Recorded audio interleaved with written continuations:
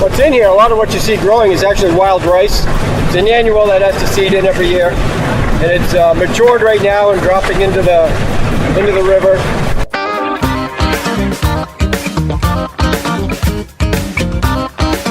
Wild rice. It's funny how something like that can change the course of history. This is Bob Duchesne's Wild Maine on Sports Radio 92.9 The Ticket. Along portions of the Penobscot River and big portions of the Kennebec River, there's a lot of wild rice growing in the shallows, especially down around Merry Meeting Bay. And in the fall, that wild rice attracts wild ducks, which attracts hunters, which attracts the attention of wildlife management officials. And that is how a big island in the Kennebec River that used to be an entire town is now a wildlife management area. The most unusual wildlife management area in the entire state. It looks like a state park. It's a wildlife management area where you can camp, hike, bike, boat, swim. It's got buildings that predate the Declaration of Independence. It's Swan Island. For most of today's show, we're going to explore it firsthand, by boat, by truck, and we'll figure out how to get you over here. First, a little backstory. I've had a visit to Swan Island on my to-do list for about 10 years. About 6 years ago, I was collaborating on an outdoor nature-based tourism project with the Maine Departments of Conservation and Inland Fisheries and Wildlife, and we spent some time discussing whether to include Swan Island in that project. Everyone told me I had to see it, but I never did. About 3 years ago, I did a radio show with another leader at the Maine Department of Inland Fisheries and Wildlife about the Maine Wildlife Park in Gray. And again, I was reminded that I really needed to visit Swan Island, but I never did. Fast forward, it's now 2016. I'm serving the Maine legislature, and I'm chairing the Inland Fisheries and Wildlife Committee. And it's a committee custom to get together after the session's work is done, spend a little time socializing with my fellow committee members. The department said, "Hey, committee, how about if we arrange a picnic on Swan Island?" So that's how it happens that I'm now on the ferry, crossing the Kennebec, motoring around this particularly historic island, and finally, why I should have come here 10 years ago. Well, thank you all for coming out. You guys are free to, you can sit, you can walk about if you want. If you guys want to stand, just don't block the exit points on the boat. And once we get around the corner, sometimes there's a little chop and water does splash up on the bow. So there's also life jackets under the seats if you feel that you need one. So make yourself comfortable. I got so much gear in my pocket that if I go overboard, I'm going right to the bottom. We won't let you. We'll grab you. We're going to throw this in after you. It's a benefit of a large legislature. I'm less than 1%.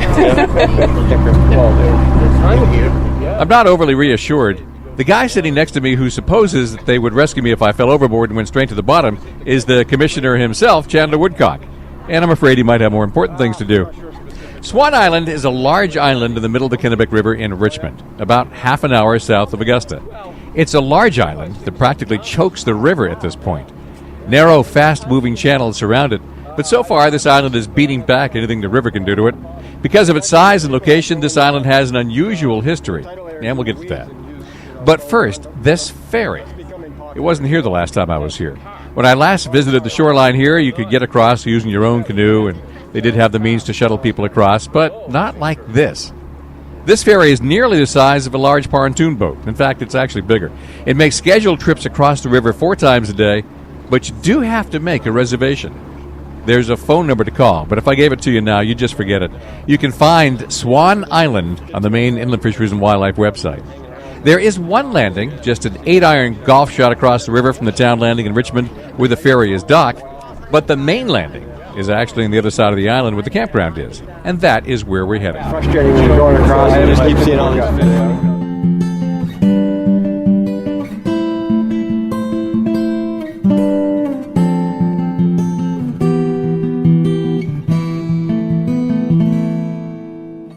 We've now motored around the north end of the island and pulled up to the dock.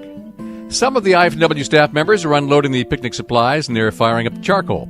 From here, I can see that my future is going to include hamburgers, hot dogs, and barbecue chicken. This is an unusual site for another reason. A state property like this might typically be run by the Maine Bureau of Parks and Lands, inside the Department of Agriculture, Conservation, and Forestry. In many ways, it's more like a state park with a picnic area, a camping area, boat rentals. But it's not. It's part of the Steve Powell Wildlife Management Area run by I&W. Powell was one of the department's early wildlife biologists, and he lived for a while on this island. Eventually, he became responsible for all of the wildlife management areas in the state. When Powell died in 1971, Swan Island Game Management Area became Steve Powell Wildlife Management Area. And there is a lot of wildlife to manage here. It just so happens that wild rice flourishes in this section of the Kennebec. From here down through Merrymeeting Bay, huge numbers of waterfowl migrate through every spring and fall. This is one of the state's premier duck hunting locations. The guy in charge of the island now is John Pratt, and we'll be hearing a lot from him. This is Perkins Township, and there used to be about 100 people and 22 houses in its peak. And so at one time, this was kind of the place to come to and start a life. And there was a couple that had met somewhere else, and they decided they wanted to start their life together out here. So the guy came out here to get settled in, and she was going to meet up with them the following year. And when she came out here to, be with her man and get married, and she discovered he'd already met and married somebody else. So she was pretty heartbroken and devastated by that. So she ended up coming and building a house on that island where she lived out her years as a maid out there and kept to herself. Yeah. And you'll see when we do the tour of the island, but Merrymeeting Bay and Swan Islands had kind of a long history in terms of playing a role with the eagle recovery in the state. And we'll get a little closer and you'll see it better, but there's an eagle nest over here that's been here for quite a while. There's actually 2 on the island. A lot of times eagles build 2 nests to kind of have a backup.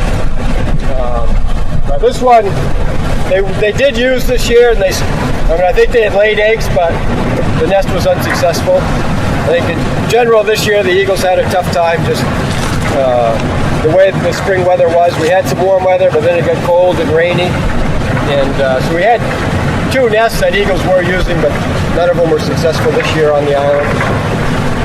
We're coming into we're in the main channel now, but coming around the corner, and you'll see on this side of the island, and when you get down into the bay, there's a lot of freshwater tidal flats, which is part of what makes this area so unique. There's actually 6 rivers that dump into Merrymeeting Bay, and I think Merrymeeting Bay is one of the largest freshwater estuaries on the East Coast. I think the Chesapeake Bay might be bigger, but we have substantial acreage in these tidal flats, and what's in here, a lot of what you see growing is actually wild rice. It's an annual that has to seed in every year, and it's matured right now and dropping into the river. And we're starting to see some flocks of waterfowl that are showing up now. But before this was a bustling place, it was a bustling place. One of the Abnaki tribes, the Kennebecs, had control of Merrymeeting Bay, and Swan Island was a key to it. In fact, the remains of a stone fortress were discovered when Europeans first arrived. That arrival happened in 1607, when members of the Popham colony explored upriver and visited here. In 1614, Captain John Smith visited the Kennebec Indians. Then the record goes quiet for a while. Finally, European settlement starts to extend up the river, and a guy named Christopher Lawson bought the island from the Indians in 1667. The Indian leader was Chief Abagadasset, and his name is now the name of one of the rivers that flows into Merrymeeting Bay. There are 6 rivers converging here. John? We have the Kennebec. Down here on the left, on the other side of this tidal flat, is the Eastern River. We've got the Abagadasset, the Muddy River, the Androscoggin, and the Catheads. But they all flow into the bay, and the outflow is the Kennebec River, so they all join the Kennebec. And if you ever get a chance to go down into the bay, I'd encourage you. But the outlet to the bay is kind of on the north end. It's a very narrow outlet for the volume of water that goes through there. And so it starts out kind of like right here. It's about 30 feet deep, and then once you get through the outlet, it drops right off to 75 to 100 feet deep, and it's very turbulent. Depending on the direction you're traveling and the tide, when you're in your boat going through there, it almost stalls your motor out sometimes just because of the force of the water going through. We're on the Swan Island Ferry, motoring around the east side of Swan Island, getting a quick explanation of the history and natural history of the island. It's in Richmond, Maine, below Augusta, above Brunswick, on the edge of Merry Meeting Bay. John Pratt is telling us what we're seeing. It's a peaceful place now, but it wasn't, starting in 1676. Give me a moment and we'll find out who's not getting along, which back then was just about everybody.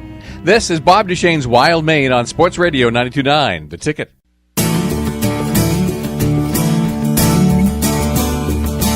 Welcome back to Bob Duchesne's Wild Maine on Sports Radio 92.9, The Ticket. Raise your hand if you're familiar with Swan Island. Not Swan's Island, the offshore island you reach by ferry from Bass Harbor on MDI. This is Swan Island in the Kennebec River next to Richmond, Maine. We're actually touring the river east of the island right now, on board the pontoon ferry that is shuttling us onto the island in a few minutes. I'm here with the Maine Department of Inland Fisheries and Wildlife, which operates the island and many of the waters and shorelines around it. This is where the Kennebec River empties into Merry Meeting Bay, at the confluence of 6 rivers. John Pratt manages the island for IFNW.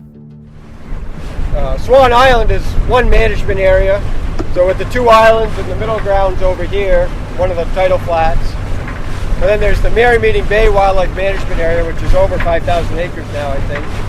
Which starts with property in Richmond and goes down into Bodenham and south on both sides of the river, Dresden and down. So a lot of this acreage we own. We'll see Green Point down here. And then there's some areas where we have conservation easements as well. Some of them focused around some of the eagle nests.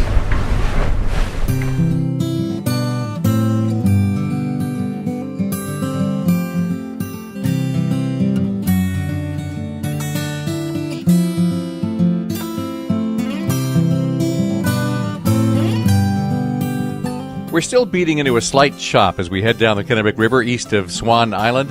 You can hear the waves bang against the metal hull of the Swan Island ferry. Swan Island was first settled by the Kennebec Indians, a Wabanaki tribe.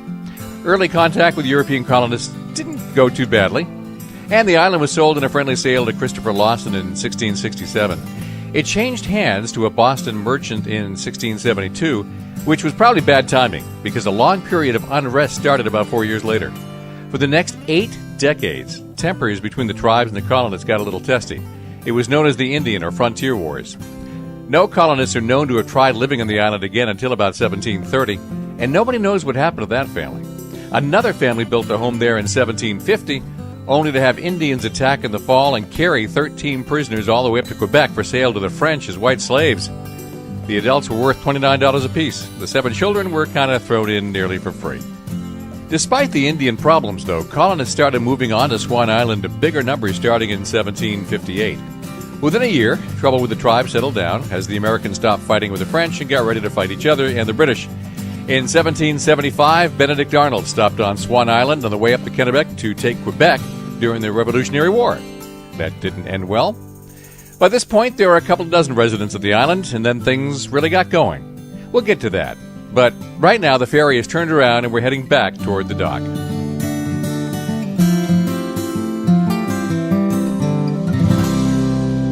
Well, we're just coming around the south end of Little Swan Island. We're going to head up Swan Alley back to the campground. So with Swan Island, there's, like I was saying earlier, a lot of history associated with this area, but particularly with Native Americans, with all the 6 rivers dumping in here.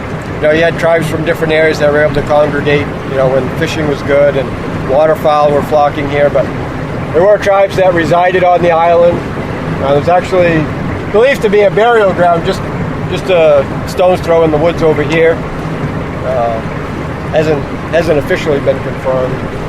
And on Little Swan Island, it's believed that there was actually a stone fort built by them. But we haven't done any archaeological surveys or digs of the island to confirm that. But after that period, there were houses on the island, and so they believe that most likely they used the stone from the fort for their foundation, so it might be hard to find traces of that now. Most of the people who arrive on Swan Island will arrive right here, at the campground landing on the east side of the island. From the water, it's easy to admire the campground, which was built in 1966. 10 Adirondack shelters can hold up to 6 campers each, so 60 campers can stay here. Though, to me, 6 people in a lean-to is like sleeping in the bunk room of a submarine. It does look inviting, and the campground does have a modern bathroom. Most of the original houses on the island are gone, but not all of them. One of those houses is just south of the campground. It was built about a dozen years before the Revolutionary War, in a design that gives it the nickname the Salt Box. A history of the ownership shows that a surprising number of owners over the years drowned. A Boston doctor bought it in 1900, the state got it in 1940, and federal money helped restore it in 1968. It looks pretty good for a house that was around before the Declaration of Independence. About 2,500 people visit Swan Island every year. You can be one of them. Day use requires no reservations, and it's $8 a person. Free for 5 and under. Camping is $8 per person, plus $20 per site per night. There's a picnic shelter with a $20 day use fee for a big group. Canoes and kayaks are available for $10 an hour or $35 a day. There's even firewood that's out here for $4 a bundle. So basically, you can set yourself up for a pretty cheap vacation anytime between May 1st and the end of October. Up next, this island is 4 miles long, and there's another piece of history every few hundred yards. We're going to jump in the back of a truck and see what's really here. If you thought the ferry ride was noisy, wait till you hear what's coming up. This is Bob Duchesne's Wild Maine on Sports Radio 92.9 The Ticket.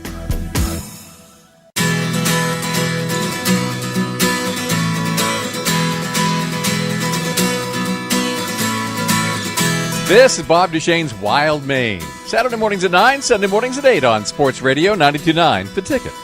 Today's show is an introduction to Swan Island. Maybe you've been there, probably you haven't. It's an island in the Kennebec River. Richmond is on one side of the river, Dresden is on the other. This was an important island to the Kennebec tribe of Indians before Europeans ever got here. Later, it became a small village called Perkins Township. The island's big enough to be a village, maybe 1,800 acres, nearly 4 miles long. Farming happened here. Boat building happened here. Looks more like a state park than a wildlife management area, but that's what it really is. And it's managed by the Maine Department of Inland Fisheries and Wildlife. You can day trip over here or camp over here. You can take the ferry over here or you can paddle out yourself. There are still 5 historic buildings on the island. I'm with some folks from IFW and a few members of the Maine legislature. We're getting a tour, and we're all in the back of a large truck bumping along a dirt road that runs the length of the island. John Pratt supervises the island, and I hope you can hear him over the squeaky tailgate.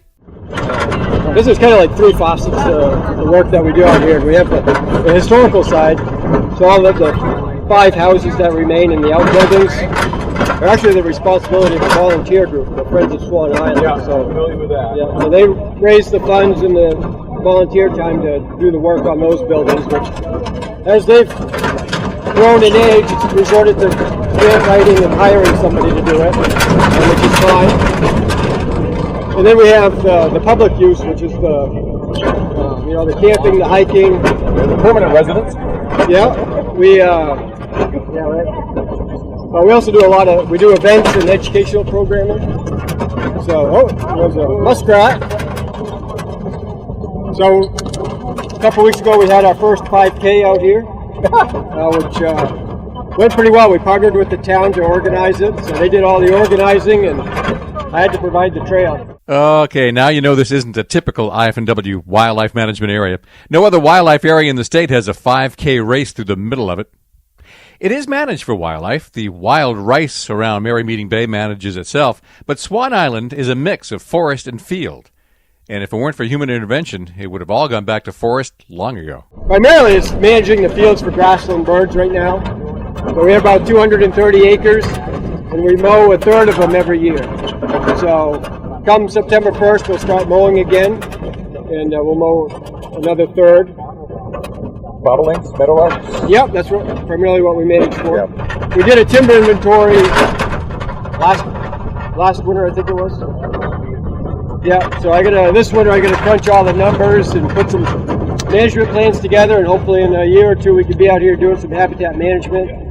Kind of, increase the diversity of habitat out here. I think we're actually missing a suite of species because we don't have the habitat for them. This is one of the fields we'll be mowing this year, but only half, and the other half we're going to actually do a prescribed bird next spring if the conditions permit. There's 3 ponds here, and I have 4 food plots out there actually that I've been working on. With the dry weather this year, it's been tough to get the new one to grow, but we tried 3 different plantings for deer and turkey and grouse, kind of comparing to see what works better, what grows well, what their using, and then I added one for waterfowl this year. We're bouncing along in a truck about a third of the way down Swan Island. We're passing fields on the left, woods on the right. These woods are weird. There are tall trees and virtually no understory. John Pratt explains that there are only three things growing in this grove: oaks, hemlocks, and invasive species. And much of what is low to the ground has been devoured by deer. A moment later, we pass an old outbuilding, a small barn with no windows.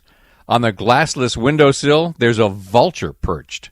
It's a youngster, and there's another one behind it. What are they doing there? That barn, we've actually had turkey vultures nest. This is the third year they've nested in there and raised young, so they have 2 chicks in there, and there was one in the window right there. Biggest birdhouse I've ever seen. Yeah, right inside in the loft upstairs. That tallest pine tree over there, there's a clump of 4 trees. There's an eagle nest in there it's actually one of the oldest nests in the state that's still active and still in a tree. I think maybe from 83. So that one, I think the pair is getting older now, but they did have a chick last year, but it didn't survive. This year, there was no nesting activity. We're kind of waiting to see what happens with that nest. This is the kids' fishing pond that we stock with brook trout every spring. We provide all the fishing gear. We have a compost pile there for worms. But there's bass and sunfish in there too.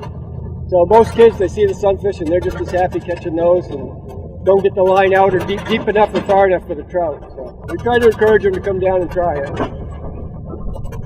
This was our ATV course for the family field day. So they did a little course with turns and stuff and obstacles, and then they went for a trail ride down the road.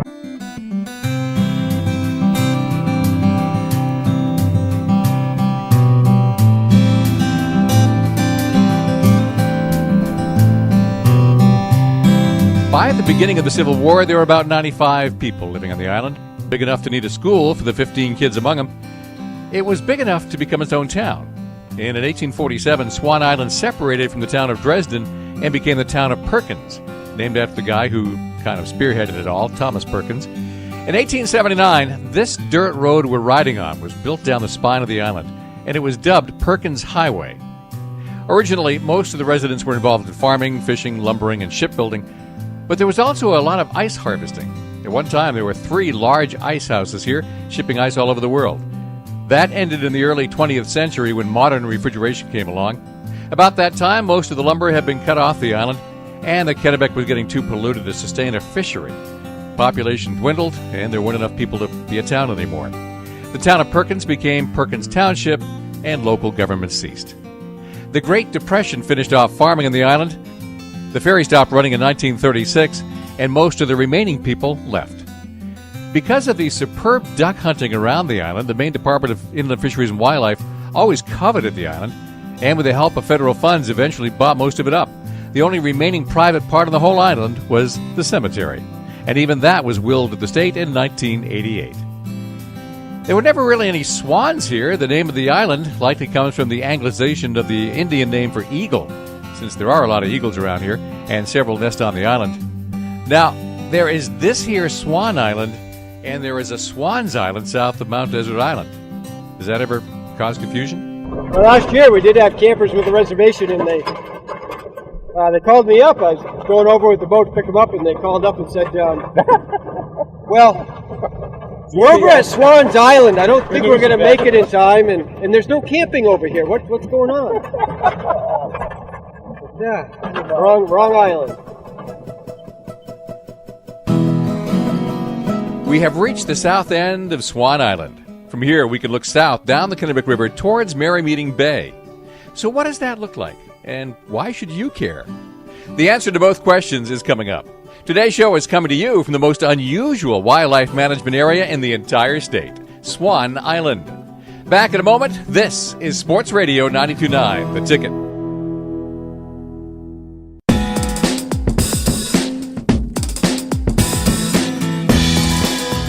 This is Bob Duchesne's Wild Maine on Sports Radio 92.9, The Ticket. Maine has about 62 wildlife management areas, all supervised by the Maine Department of Inland Fisheries and Wildlife. One of those is really different than all the others. Swan Island is a large island in the middle of the Kennebec River below Augusta, above Merrymeeting Bay. It looks and feels more like a state park, and there are chances to camp and hike and even bike on the island. There are several very old homes still on the island, remnants from the days a century ago when this was actually a town. Nobody lives here now, but lots of people play here. I'm on a tour of the island with some IFW leaders and several Maine legislators. We've just ridden a truck down Perkins Highway, the dirt road that runs down the middle of the island. We're at the southern tip, and this is quite a vista. The river squeezes around the island in narrow channels on both sides. Downriver, it opens up as several more rivers converge into Merry Meeting Bay. There's a big margin of reeds and wild rice stretching downstream from right where I'm standing. From time to time, ducks fly up from it or fly down into it. It's still very early in duck season, so I'm seeing mostly mallards. I know one black duck and one green-winged teal and a couple of the flocks. Other big flocks keep flying by, bound for safe spots further downriver. John Pratt supervises the island these days, and since Swan Island is a wildlife management area and not a park, I'm wondering how this fits into hunting and fishing in this part of the Kennebec River. Do hunters put in from here? Well, there's a number of areas where they put in. They put in here in Richmond. There's a couple areas downstream. But with these large tidal flats, there's a lot of waterfowl that flock in here, and they could be holed up in any one of these little tribs that are in here. So usually it's pretty competitive, so usually the folks will get out here early in the morning and get their decoys out before other hunters get out and wait for the ducks to come in. So if you're out here camping in the fall and wake up first thing in the morning, you're going to hear lots of shots. You could, yeah. Yeah, it's like that at my home. Yeah. Well, we closed this up. We shut down the last week of October. Yeah. Mm-hmm. There's no hunting or trapping allowed on the island, but you can hunt waterfowl below the high water mark. Mm-hmm. So in the tidal area, you can be hunting. Yeah. Wild rice is what draws the ducks here. It's one of only two cereal crops native to North America. The other is maize, what is now corn. There's some darker vegetation out there amid the rice, and that's bulrush, which has a starchy root that some geese like. The Kennebec is very tidal here, which washes lots of nutrients up to the plants, and they grow tall enough that the tops are above even the highest tide, which can run 5 to 7 feet in this spot. We're standing at Theobald Point. Downriver, we can see the power lines that used to serve the Maine Yankee nuclear power plant in Wiscasset. Across the river, not far, there's an old hunting camp. After some time to take in the view and feel a sense of history, we climb back on the really noisy truck and start the return ride back to the picnic area at the north end of the island. John Pratt spells out some of that history for us. At one time, most of this was field, and there was agriculture that happened out here. They had kind of three main sources of work, and one was the ice harvesting in the bay. Because of the brackish water, the tidal nature of it just made excellent quality ice. And it was shipped up and down the East Coast, but actually it was shipped all over the world. Right, they could get the big ships right up to it, right? Yeah. And there were three big ice houses on the island where they'd store it and sell it from. They did some shipbuilding as well, and then the ferry service across the river, and kind of supplemented things with the farming they did. And then the community out here kind of peaked at about 100 residents, 22 houses. And I think I have an image of a poster that was made to advertise and encourage people to come out here and build a home and live out here. Kind of like an eclectic type of community. And then, the industry and business started to change. And around the 1930s, refrigeration came along. The first bridge across the river was built in 1932. That ended the ferry service. And then shipbuilding shifted over from wood to steel. So kind of in a short period of time, they lost a lot of their livelihood out here. So after that, folks started leaving the island looking for work. And some of them, they just abandoned their houses, and the state acquired it because of back taxes and stuff. Some of them even burned their houses behind them. And then some of them tried to stick it out and ended up selling their property to the state. And so I think some of the buildings have been lost since we had ownership. But we're down to 5 houses left and some outbuildings. It was a few years ago, we ended up burning a few structures that had collapsed. One of them, actually, a tree had fallen on. At some point in the mid-40s, we had acquired all the island except for the cemetery, which was donated to the department in the 80s. And so there's still a handful of people that lived on the island that were maybe born out here and raised as a child, and some of them still come and visit the island, visit the cemetery. There's one lady, she comes out every year to visit the cemetery and pay her respects. And she calls us up the day before, and we bring her out and then bring her back. In rapid succession, we pass by some of those landmarks in the middle of the island. There's an old corn crib. It's raised up on blocks to help keep the mice away. And then there's the barn again that had those vultures nesting in it. Will there still be a big baby in the window? Yeah, 2 of them. Yeah. That's the 2 chicks. So they're starting to get their adult feathers in. A couple of weeks ago, they looked like white bald chickens. Now at least they got some color. So when we acquired the island, there wasn't really a lot of wildlife out here. And so one of the initial efforts was to rebuild the wildlife population out here and rebuild the deer population. And there's a big tower in the next field. The map says it's a wildlife watching tower. That's the fire tower from Fry Mountain. Yep, they were going to dismantle it, but I had them, they actually flew it out here, and that's where it got located. So there's a big field on the other side. And that's one of the reasons I did the food plots here, was to try to lure the wildlife out visible from there. Yeah, so actually with the turkey vultures, I'm going to, this fall, I'm going to be building a nesting platform for them to put in one of the oak trees next to the barn and try to get them to relocate. That barn is getting to the point where in the next year or two it either needs to be rehabbed or it's probably going to fall down. So I've got, I can't remember now, five or six birdhouses I'm going to build a retrofit to install video cameras in. So one of them is going to be that nesting platform, an owl box, and then a couple of the bluebird boxes and a duck box. And so then I'll be able to capture some video feed and post it on Facebook.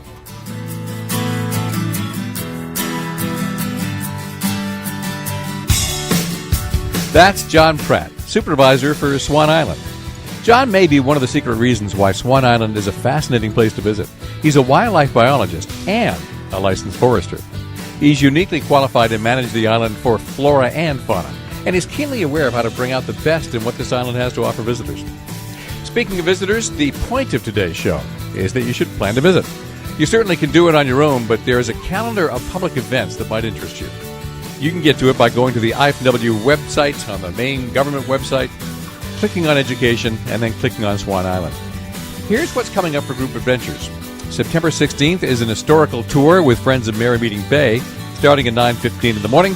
Friends of Merrymeeting Bay will provide more historical stuff than you ever got on this show today, but you'll get the same truck tour with the same rattly tailgate. September 17th, one day later, is a lobster bake with a boat tour of Little Swan Island right next door. That'll include some boat time and then a traditional lobster bake.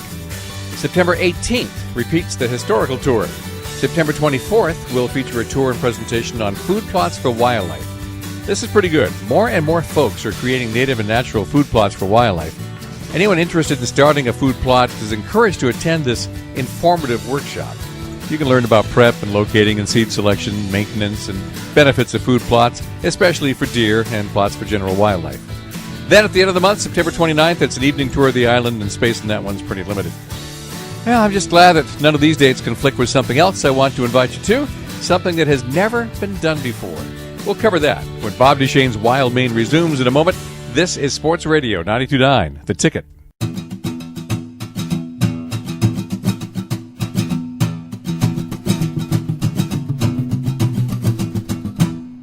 This is Bob Duchesne's Wild Maine on Sports Radio 92.9, The Ticket.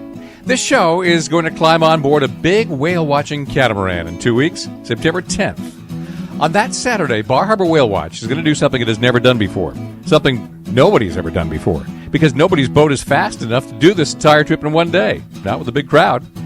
We're going from Bar Harbor, south around Stonington, up past the bridge in Deer Isle, up to Bucksport, onto the Penobscot Narrows Bridge, past Fort Knox, and all the way up the Penobscot River to Bangor, and back again.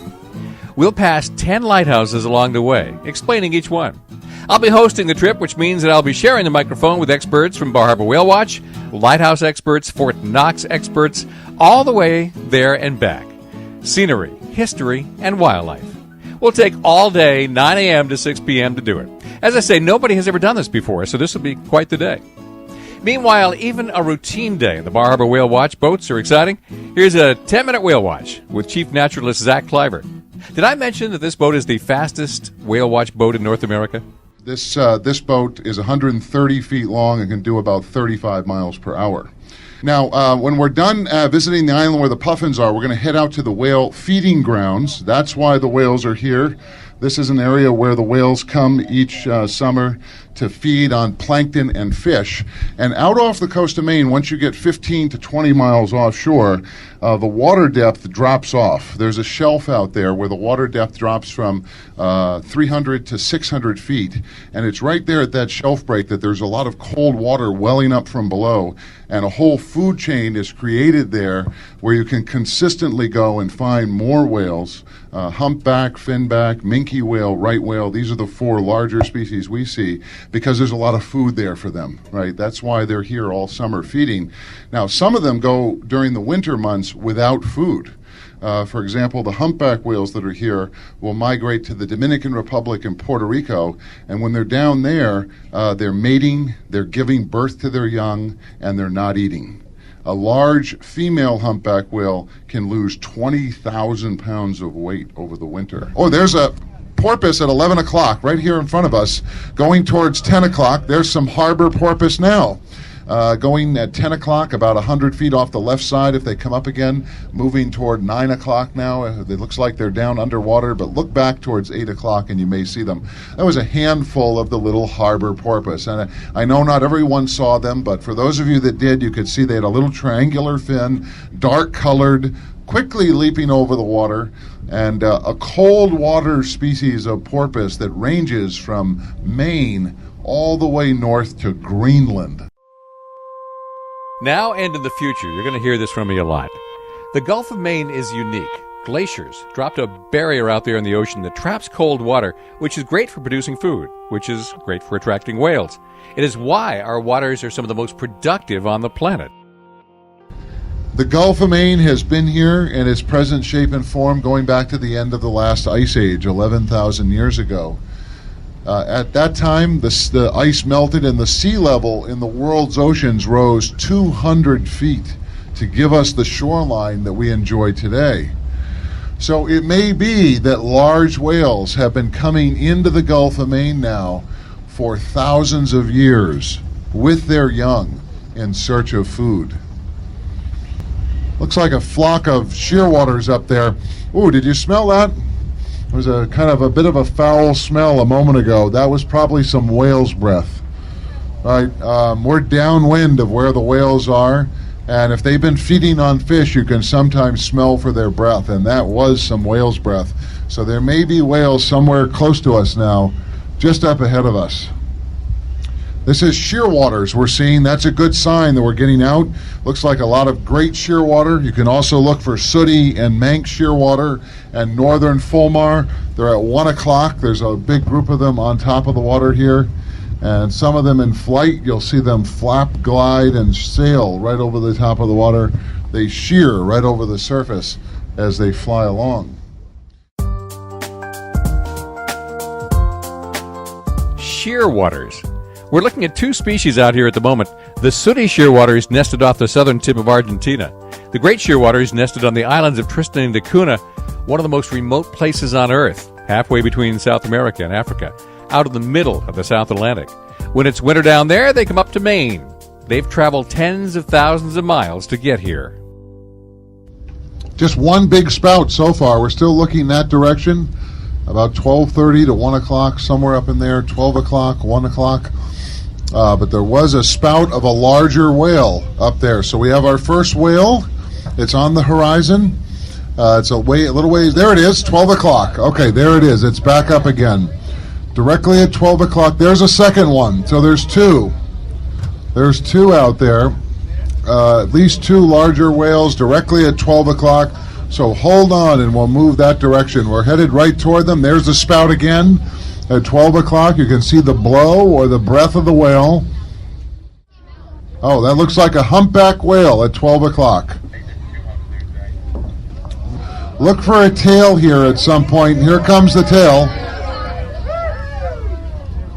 And there's the tail of that whale diving down. That was a terminal dive. That whale lifted its tail high up out of the water. Okay, another whale the crew just spotted over at 10:30, 11 o'clock in that direction. There's a finback whale. A finback whale just surfaced at 11 o'clock. So now we have a different species here. So it looks like a mix. Oh, there's another blow. And then there's another blow. So there's quite a lot of whales up ahead of us here.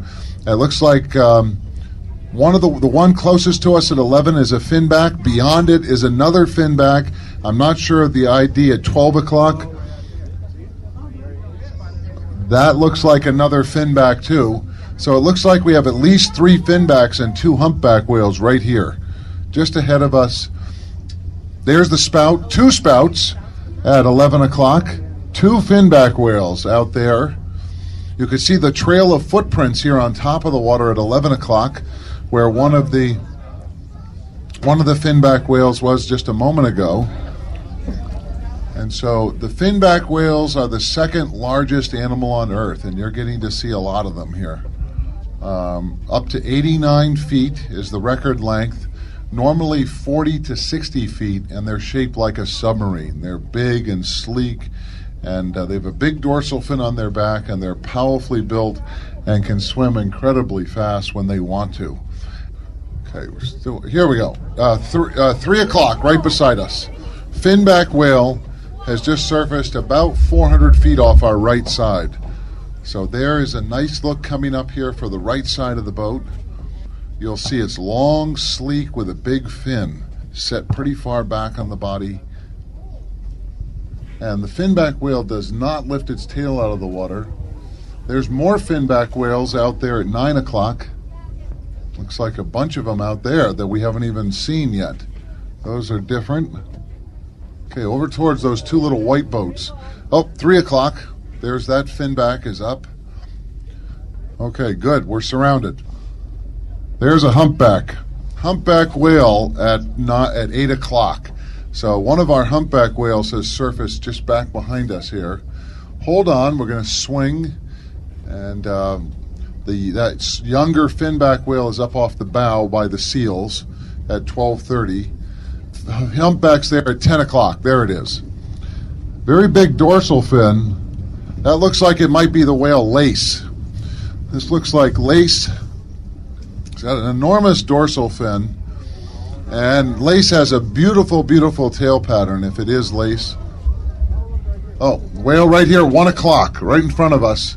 Over on the right side, a whale has just surfaced there. Good, we're moving toward the humpback. At any point it could lift its tail up. There's a finback at 3 o'clock. And you can see on the right, oh, here's the tail, here it comes. Yes. Okay, there it goes, diving down. That is the humpback whale named Lace, a female which I think has been known since the 1980s. We'll have to find out the exact year that it was first sighted, but that is a well-known female that has just dove down right ahead of us. And, oh, here's a seal blocking the road right in front of us, 12 o'clock. Blocking the road. There's another seal, 12 o'clock, blocking the road again. Okay, these seals are in the road. Gotta go slow. Oh, there's another seal. There's a bunch of seals in the road here, right in front of us. Harbor seals can dive to depths of 1,500 feet. They can stay down for over 20 minutes. They can swim a 4-minute mile. The average size of a humpback whale here in the North Atlantic is 40 to 50 feet. The average size of females is a little bit bigger than males. The record size for a humpback that I'm aware of is 63 feet. The average weight is probably 50 to 60,000 pounds. So this whale Lace that's ahead of us is certainly in that size range. Okay, there's a whale surfacing up there. That could be our whale at 11 o'clock. Good spot. That may be it. Okay, hold on. We're going to push forward. Okay, she's back up again at 12 o'clock, really moving along with a lot of energy. And hold on, we're going to put the whale on the right side this time and move forward. Our humpback will be at 1 o'clock, and she's right there at about 12:30 to 1 o'clock. It's now, you can see the enormous dorsal fin. That's how I could recognize her quickly. She has a really unique big dorsal. The fins on the back vary to each whale too. Okay, how was that for the right side? Good? We'll snap it off right there. A 10-minute whale watch with Bar Harbor Whale Watch. I have to tell you, not all trips see that many whales. Some see more. Some days we see white-sided dolphins, blue sharks, the ocean sunfish called a mola mola. Every trip is different, so I make it a practice to get out on that boat every chance I get. If you're interested in the whales, or you're especially interested in an all-day cruise from Bar Harbor to Bangor that I'll be hosting, find them on the website, barharborwhales.com. barharborwhales.com. I'm telling you all this because it really is great, and not just because Bar Harbor Whale Watch is a sponsor, which they are.